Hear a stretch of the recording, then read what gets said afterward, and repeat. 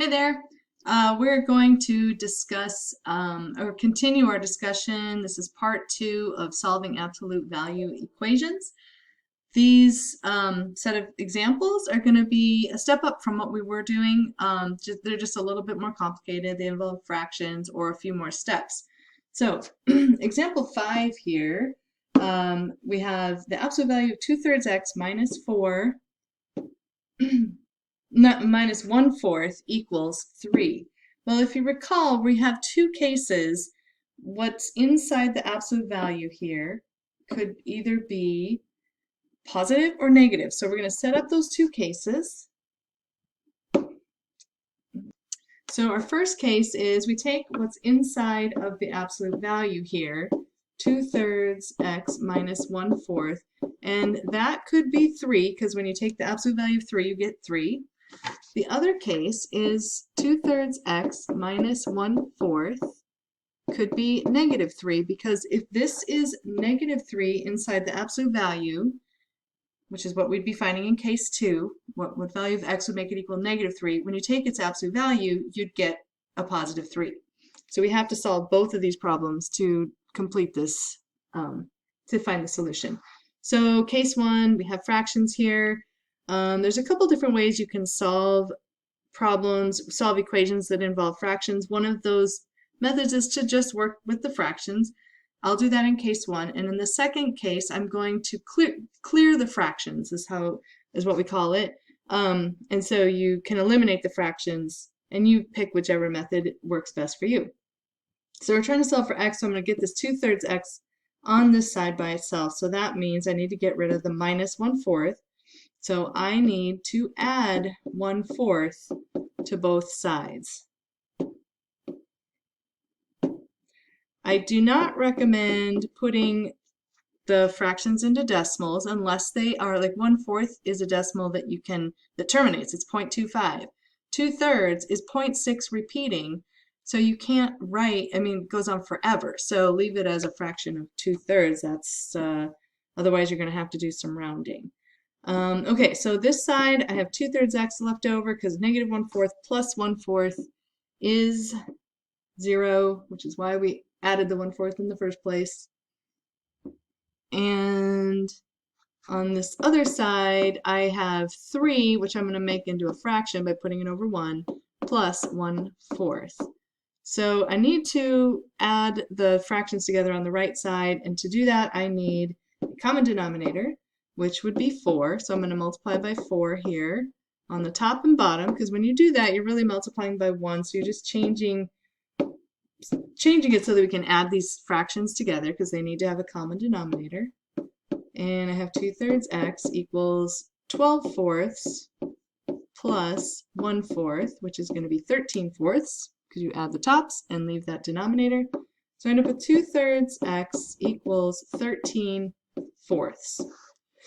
Now I have 2/3 times x, and to eliminate the 2/3, because my goal is to solve for x and get x on one side by itself, I need to get rid of the 2/3. The simplest way to do that is to just multiply. If you want to divide by 2/3, that's the same thing as multiplying, because when you divide, you have to flip the second fraction. So it's the same thing as multiplying by the reciprocal, 3/2.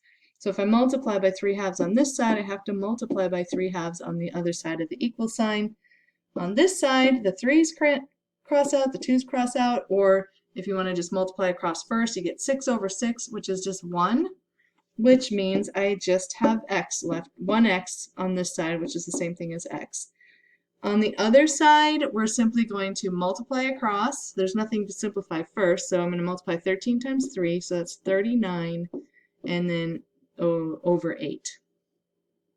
So if we graph this on a number line and write our solution, we'd maybe want to turn this into a mixed number, but in general, this answer is just fine. If you wanted to turn it into a mixed number, because you're going to plot it on a number line, then 8 goes into 39. Let's see, so it goes into 30. I don't know where my brain just went. 8 goes into 39 4 times, because 8 times 4 is 32. and then you'd have 7 left over, so it'd be 4 and 7/8. Either answer should work. Okay, so for the second case, I said I was going to clear the fraction, and I need a little bit of room, so I'm gonna take case 2 over here. I have 2/3 x. So this is that case 2 from right here. 2/3 x minus 1/4 is equal to -3. So we're doing the negative part. So I told you I was going to do a different method, and in this case I'm going to clear the fractions. And to do that, we're going to look for the least common denominator. I can make that into a fraction by making it over 1. I have a 3, I have a 4, and I have a 1. The least common denominator, which is usually abbreviated LCD, would be 12. So if we multiply each term by 12, all right, so I'm going to multiply by that least common denominator. If I multiply one side by 12, then I have to do the other side by 12, and I have to do that to every term. So I'm going to multiply 12 times, switch colors here, this 2/3 x, and I'm going to, here's my minus sign, I'm going to multiply 12 times, and I'm going to put this over 1, times the 1/4, and then on the other side I'm going to do 12 times the -3. And I really don't need that side to be in fraction form, and I don't need to put the 12 as a fraction because they're both just whole numbers. Or not whole numbers. -3 is actually not a whole number because it's negative, it's an integer. So anyway, now if I multiply 12 over 1 times 2 over 3, or 2/3, there's a couple different ways you can do it. You can multiply straight across and then simplify, which would be 24 over 3, which is 8. Or I can simplify first, and 3 goes into itself once, and into 12 4 times, and then 4 times 2 is 8. I have 8x over 1, and I don't need to write over 1 because that's the same thing as just 8x. And here, if I simplify that, 4 goes into itself once and into 12 3 times, so 3 times 1 would be, I'd have -3. And then 12 times -3 over here is -36. So it's called clearing the fractions because I no longer have to deal with fractions. So if you like that method, do it. You should try it on case 1 and see if you get the same answer. Okay, so I'm not done yet. I still need to add 3. And we're adding 3 to this side, and I get 8x because -3 plus 3 cancels out. And I end up with -33. -36 plus 3 is going to be less negative, so it's -33. Divide by 8, and you get x equals -33 over 8. A perfectly fine answer, or it'd be -4 and 1/8. All right, so here's another example. The first step that you need to take is to isolate the absolute value piece. So we're going to do that by adding 1 to both sides, and you have 4m plus 2/3 equals 6. So I want you guys to pause the video and write out both cases and try to solve them. Come back and check your work. All right, in case 1, it's 4m plus 2/3 equals 6. Case 2, 4m plus 2/3 equals -6.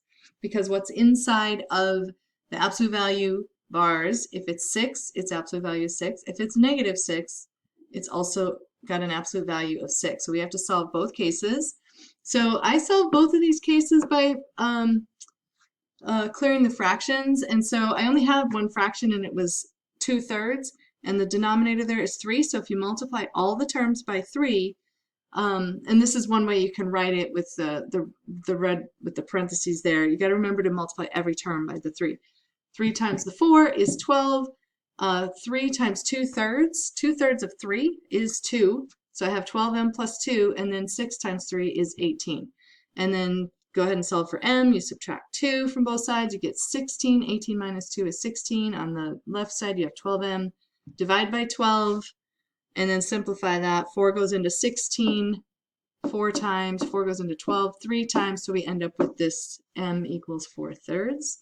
And then in case 2, if you multiply everything by 3, you get 12m plus 2, still same thing on that side, but on the other side it's going to be negative 18 instead of positive.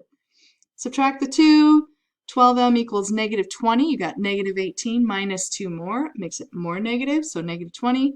Divide by 12 on both sides, you get 4 goes into negative 20 5 times, and into 12 3 times, and so you end up with negative 5/3. And it's a good habit to be in to go ahead and check your work. Where this big purple line come from, I do not know. Okay, here's another example.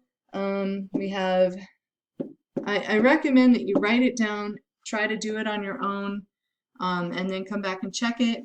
But we're going to do our 2 cases. The absolute value is already isolated on this side, on the left side. So the first step is to start just going into both cases. So I have 6 times 2z minus 3 in parentheses plus 4 equals 7. Case 2 is going to be 6 times, I'll do this in a different color so it's easier to read here.